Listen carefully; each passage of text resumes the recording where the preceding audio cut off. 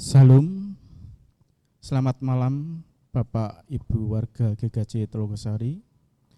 Sebelum kita memasuki dalam persekutuan doa yang ketiga, mari siapkan hati dan pikiran kita dalam saat hening. Saat hening dimulai.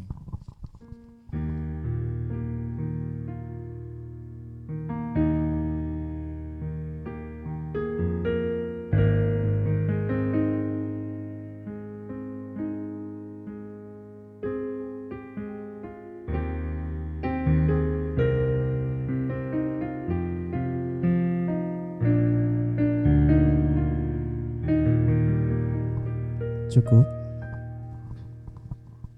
Bapak Ibu yang terkasih, marilah kita masuk dalam persekutuan doa, memuji dan memuliakan nama Tuhan dengan pujian Bapak Engkau sungguh baik dinyanyikan 2 kali.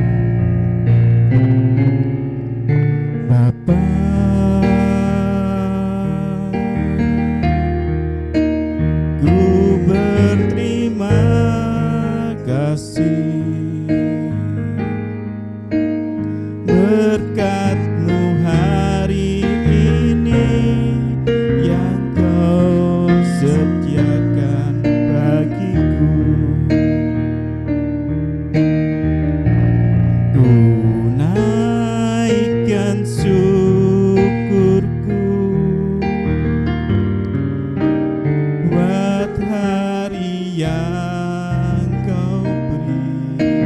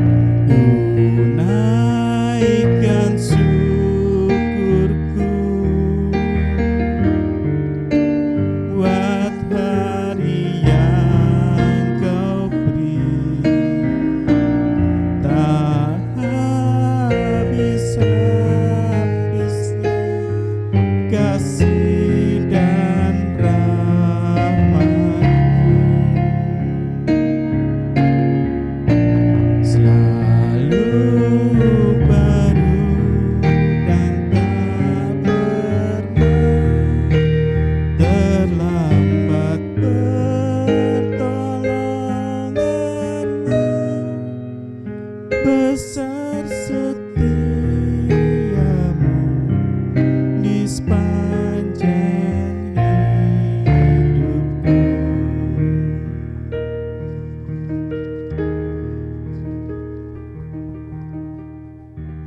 Mari kita berdoa.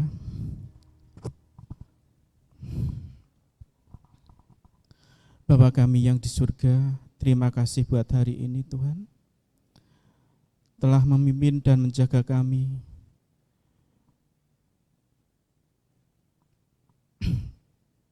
Kami berterima kasih berkat-Mu. Di tempat ini, bila kami sebentar kami belajar firman-Mu, urapi kami Tuhan. Bukakanlah rahasia firman-Mu. Dalam nama Tuhan Yesus kami berdoa dan mengucap syukur. Amin.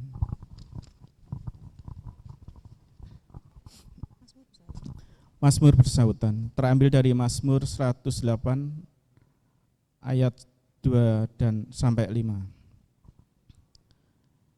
Hatiku siap ya Allah, aku mau menyanyi, aku mau bermazmur. Bangunlah hai jiwaku, bangunlah hai gambus dan kecapi. Aku mau membangunkan fajar. Aku mau bersyukur kepadamu di antara bangsa-bangsa yang Tuhan. Dan aku mau bermazmur bagimu di antara suku-suku bangsa. Sebab kasihmu besar mengatasi langit, dan setiamu sampai ke awan-awan. Sebelum menyambut firman Tuhan, kita akan pujikan Kidung Jemaat 454 bait 1 dan 2. Indahnya saat yang teduh.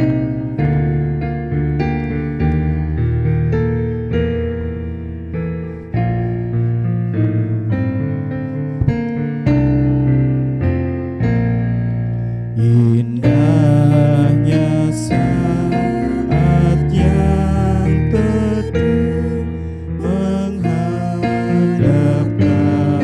tatapan Bapa-Ku, naikkan doa padanya sehingga hatiku lega.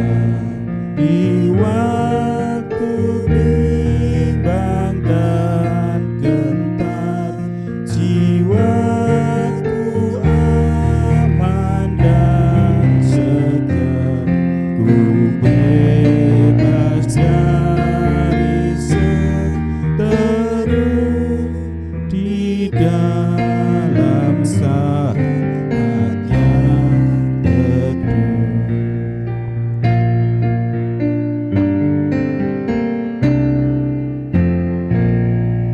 Indahnya saat yang teduh dengan bahagia penuh, betapa rindu hatiku kepada saat doaku bersama orang yang kudus. Ku cari wajah penebus dengan gembira dan teguh. Ku nanti saat yang teduh. Untuk selanjutnya, saya serahkan pembawa firman.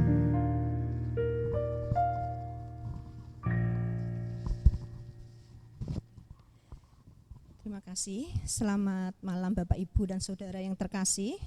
Pembacaan Alkitab pada malam hari ini terambil dari Matius 9 ayat 9 sampai 13. Mari kita buka firman, buka Alkitab kita. Matius pemungut cukai mengikut Yesus. Setelah Yesus pergi dari situ, ia melihat seorang yang bernama Matius duduk di rumah cukai. Lalu ia berkata kepadanya, "Ikutlah aku." Maka berdirilah Matius lalu mengikut dia. Kemudian ketika Yesus makan di rumah Matius, datanglah banyak pemungut cukai dan orang berdosa dan makan bersama-sama dengan dia dan murid-muridnya. Pada waktu orang Farisi melihat hal itu, berkatalah mereka kepada murid-murid Yesus, "Mengapa gurumu makan bersama-sama dengan pemungut cukai dan orang berdosa?" Yesus mendengarnya dan berkata, "Bukan orang sehat yang memerlukan tabib, tetapi orang sakit. Jadi, pergilah dan pelajarilah arti firman ini. Yang kukehendaki ialah belas kasihan dan bukan persembahan. Karena aku datang bukan untuk memanggil orang benar, melainkan orang berdosa." Amin. Puji Tuhan. Bapak Ibu yang terkasih, renungan pada persekutuan doa ketiga hari ini diberi judul Sahabat yang Tersingkirkan. Bapak Ibu, di tahun ini, di bulan Desember, di masa pandemi, tidak seperti biasanya kita merayakan Natal seperti tahun yang lalu. Tetapi semuanya itu tidak akan mengurangi makna dari Natal itu sendiri. Hari ini kita akan belajar apa makna dari Natal itu. Persekutuan doa hari ini diawali dengan sebuah pertanyaan. Kalau ditanyakan, siapakah yang paling siap merayakan Natal? Mungkin Bapak Ibu akan menjawab, oh gereja A. Jauh sebelumnya dia sudah mempersiapkan. Tapi ada lagi yang menjawab, bukan gereja A, tapi gereja B. Dari jawaban A atau jawaban gereja A atau gereja B, bukan gereja A atau gereja B, tetapi pengusaha. Kenapa pengusaha? Sebab jauh hari menjelang Natal, mereka sudah punya rencana bagaimana menyambut perayaan Natal. Hal ini dikarenakan prinsip homo economicus. Yang penting ada untungnya. Itulah yang dipikirkan mereka. Bagi mereka, Natal adalah saat meraup keuntungan sebesar-besarnya. Sebenarnya jika kita mau jujur, cara gereja merayakan Natal kadang-kadang tidak jauh berbeda dari prinsip para pengusaha tersebut. Kita perhatikan saat perayaan Natal, banyak yang membuat acara dalam kategori yang seperti pertunjukan kolosal, mereka berlatih. Bahkan gereja-gereja banyak mengirimkan proposal ke perusahaan atau ke instansi-instansi, mereka membuat proposal-proposal yang menarik dan masih banyak lagi. Apa tujuan semuanya itu? Salah satunya supaya banyak orang yang datang. Kalau banyak orang yang datang, pasti mempunyai dampak. Apa dampak yang diharapkan? Ya sudah pasti gereja tersebut akan menjadi terkenal. Bila sudah menjadi terkenal, pada gilirannya diharapkan dapat menambah jemaat. Dan akhirnya, bila jemaat semakin bertambah, akhirnya dapat mengumpulkan persembahan yang lebih banyak lagi. Bapak Ibu yang terkasih dalam Yesus, konon Yesus pernah datang ke dunia saat gereja tengah merayakan Natal. Yesus memilih gereja yang terbesar di sebuah kota. Ia amat bahagia ketika melihat ibadah yang dilakukan penuh dengan hikmat. Seusai ibadah, jemaat tersebut pulang. Yesus berdiri di pintu gerbang. Yesus mengharapkan, menantikan orang datang menghampirinya dan mengucapkan selamat Natal. Namun yang terjadi tidak seorang pun mendatanginya, apalagi mengucapkan selamat Natal kepada dia. Yesus tidak putus asa. Kemudian Yesus pergi ke sebuah gereja kecil di sebuah desa. Ia amat bahagia. Orang-orang tampak sederhana, dan seusai ibadah mereka saling bersalaman, mengucapkan syukur selamat Natal, dan bersendoguro. Demi melihat hal tersebut, Yesus berkata dengan keras, "Akulah Yesus yang kamu sembah." Maka hebohlah gereja tersebut. Banyak yang tidak percaya, bahkan ada yang mengatakan ada orang gila. Suasana menjadi gaduh. Pak Pendeta terburu-buru datang dan menarik Yesus, berlutut dan mencium kakinya. Yesus bertanya, "Hai, engkau mengenal aku. Mengapa engkau tidak mengatakan kepada jemaatmu bahwa akulah Yesus?" Jawab pendeta tersebut, "Ampuni aku, Yesus. Aku takut mereka tidak percaya lalu meninggalkan gereja. Gereja akan bangkrut, lalu aku akan makan apa?" Bapak Ibu yang terkasih, cerita sederhana ini menggambarkan kehidupan bernatalan gereja, bahkan mungkin kehidupan gereja tersebut atau gereja itu sendiri. Ini sebabnya saat Natal yang sering kali diundang dalam kegiatan Natal adalah orang-orang yang berada di pusat, para pejabat, pesohor, dan mungkin orang yang dipandang mampu untuk memberikan dukungan finansial. Mereka akan dipersilahkan untuk duduk di kursi kehormatan. Tetapi anggota jemaat yang biasa, bahkan yang tidak mampu atau kurang mampu, mau datang atau tidak bukan masalah besar. Itu contoh yang banyak terjadi di gereja-gereja. Berita gembira hari ini, firman Tuhan yang kita baca dengan jelas menyatakan apa tujuan Yesus datang ke dunia. Dikatakan di dalam ayat 13, "Aku datang bukan untuk memanggil orang benar, melainkan orang berdosa." Itulah yang Yesus lakukan dalam karyanya di dunia ini.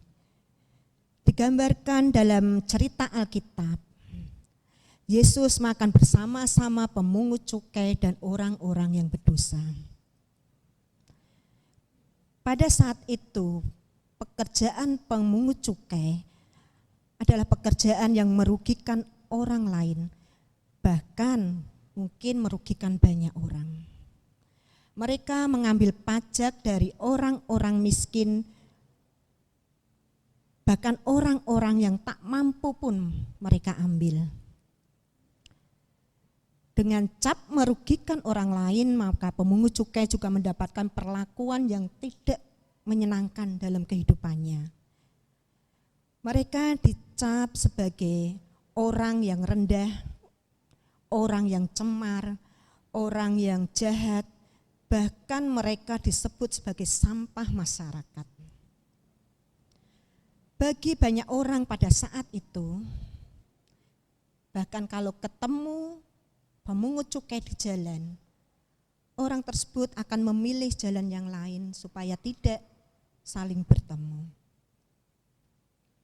Ini menunjukkan pandangan orang terhadap pemungut cukai. Itu pula tentunya yang terjadi terhadap diri Matius yang disebutkan dalam bacaan firman Tuhan malam hari ini. Firman Tuhan bercerita tentang perjumpaan Yesus dengan pemungut cukai yang namanya adalah Matius. Bapak Ibu, ternyata perjumpaan ini memunculkan tindakan yang berbeda dari biasanya. Kalau banyak orang menghindar ketika bertemu dengan Matius pemungut cukai, tetapi tidak dengan demikian dengan Yesus. Yesus mengajak, bahkan dikatakan ikutlah aku. Bukan hanya mengajak saja, tetapi juga dia makan bersama-sama. Dikatakan dalam ayat 10 bahwa mereka atau pemungut cukai adalah pendosa. Jadi tindakan Yesus tetap tersebut berbeda dengan yang dilakukan dari kebanyakan orang.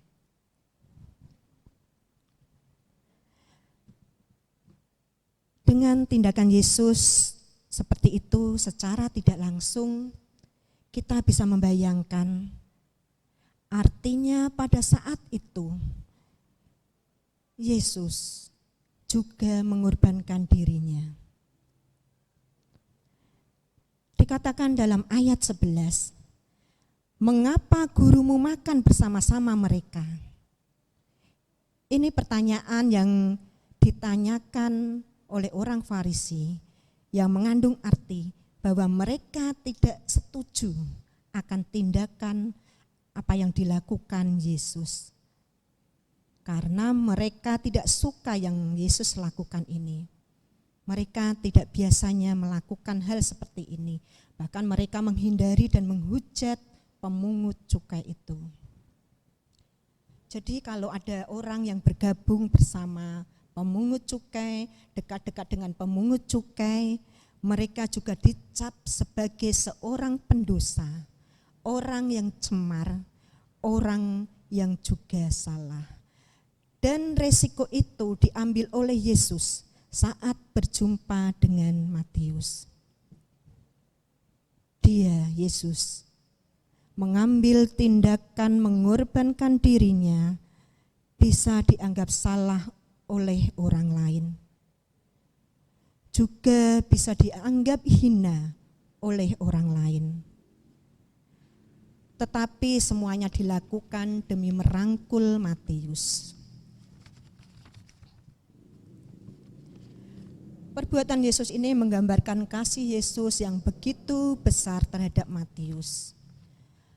Bahkan kemudian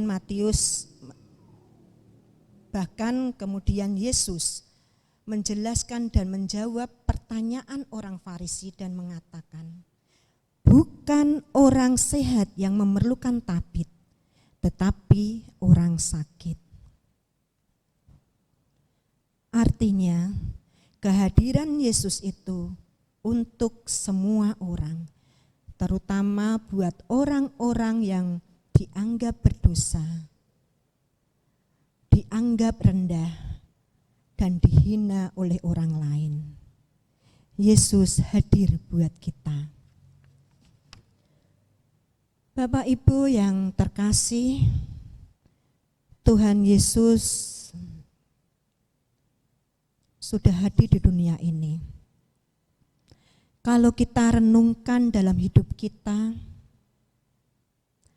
apa yang dilakukan Yesus pada Matius itu juga terjadi pada diri kita. Tuhan Yesus sudah mengorbankan dirinya bagi kita untuk merangkul kita kembali, untuk kemudian merubah hidup kita yang berdosa, disucikan kembali lewat pengorbanannya. Betapa besar kasih Tuhan Yesus kepada kita.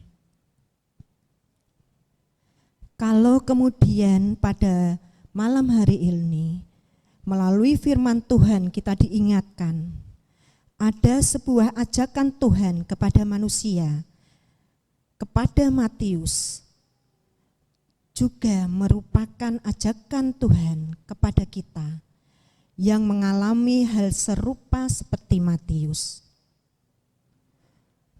di mana Tuhan mengorbankan dirinya buat kita dan buat Matius.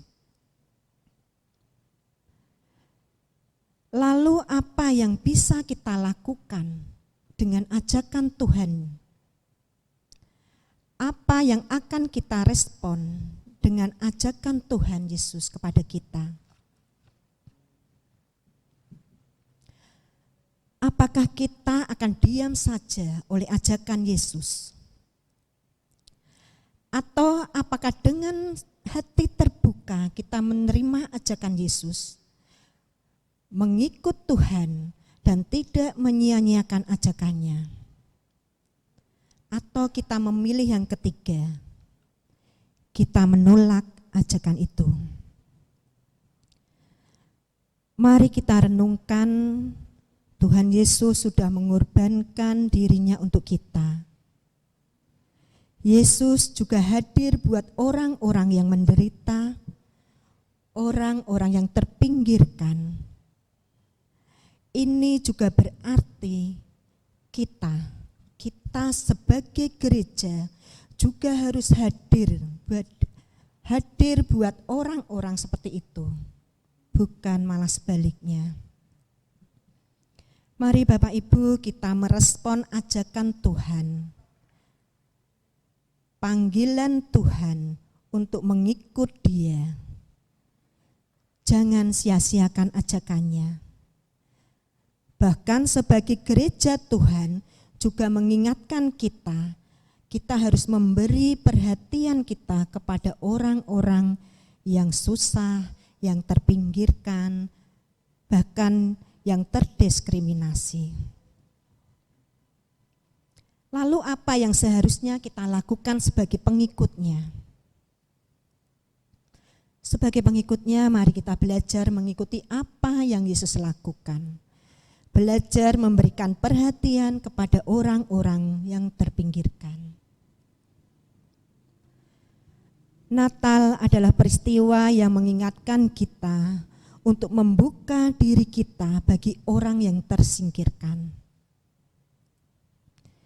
Itulah saatnya kita merangkul semua orang yang dianggap kurang berarti.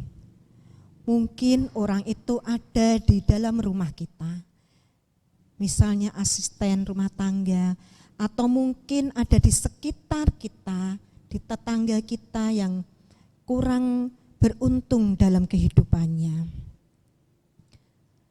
Melalui Natal ini Allah telah memberikan yang terbaik, yaitu putranya terkasih, untuk memberikan hidup kepada manusia yang dianggapnya kurang berharga. Bapak Ibu yang terkasih, marilah kita membuang sikap egois kita.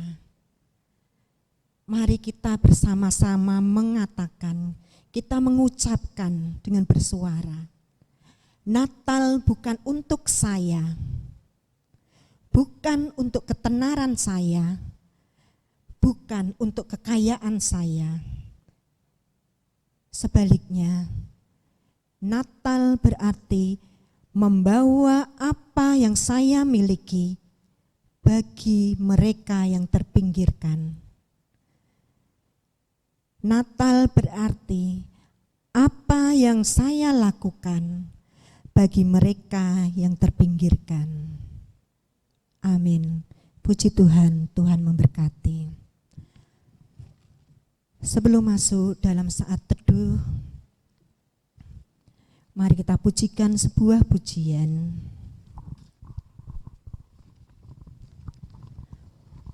Fajar yang baru, Sudarka.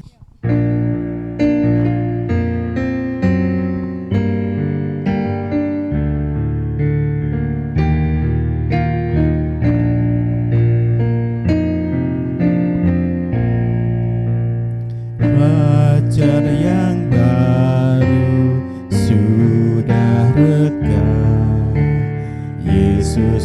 Kristus datang di dunia.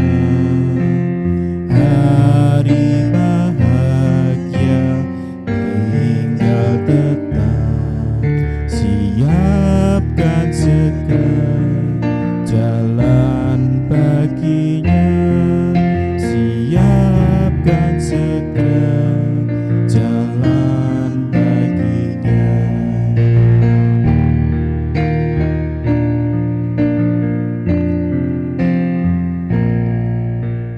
Kabar yang baik nyanyikanlah, Yesus Kristus datang di dunia. Suara yang nyaring pun bergema, siapkan segera jalan baginya, siapkan segera jalan baginya. Baik, Bapak Ibu yang terkasih, sebelum doa dinaikkan adalah baik jika masing-masing anggota keluarga menyatakan tekadnya untuk merangkul yang terpinggirkan dalam bentuk praktis atau sederhana. Mari kita doa syafaat. Tuhan, kami mengucap syukur untuk firman yang telah Engkau tabur hari ini, firman yang mengajar kami untuk membuang egois kami dan mengingatkan kami untuk membuka diri bagi orang yang tersingkirkan. Kiranya Tuhan menolong kami, mampukan kami untuk merangkul mereka, dan Roh Kudus kiranya menolong.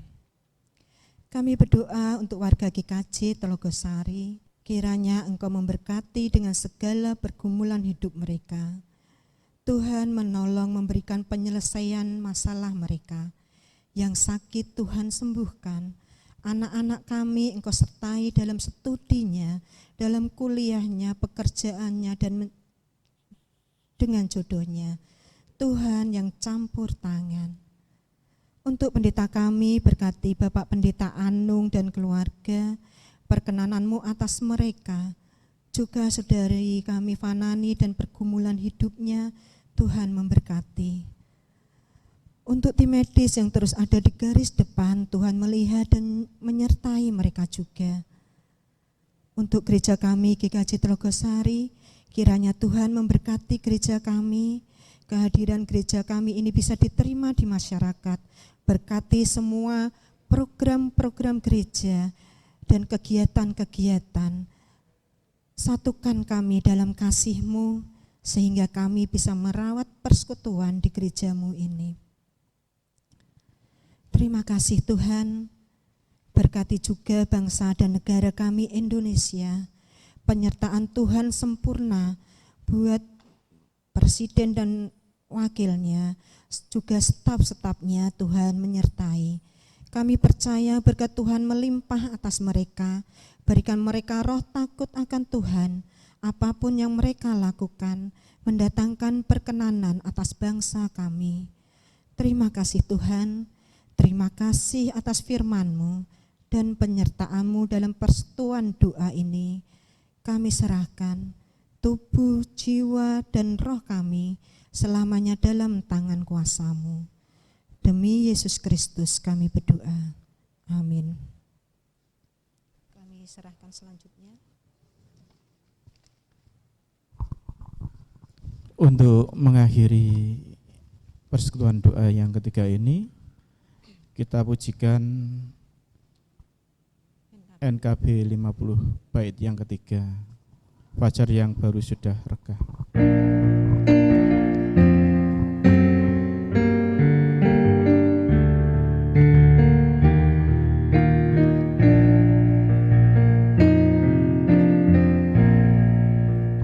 Bumi yang baru telah menjelang, Yesus Kristus datang di dunia. Damai sejahtera tak berselang,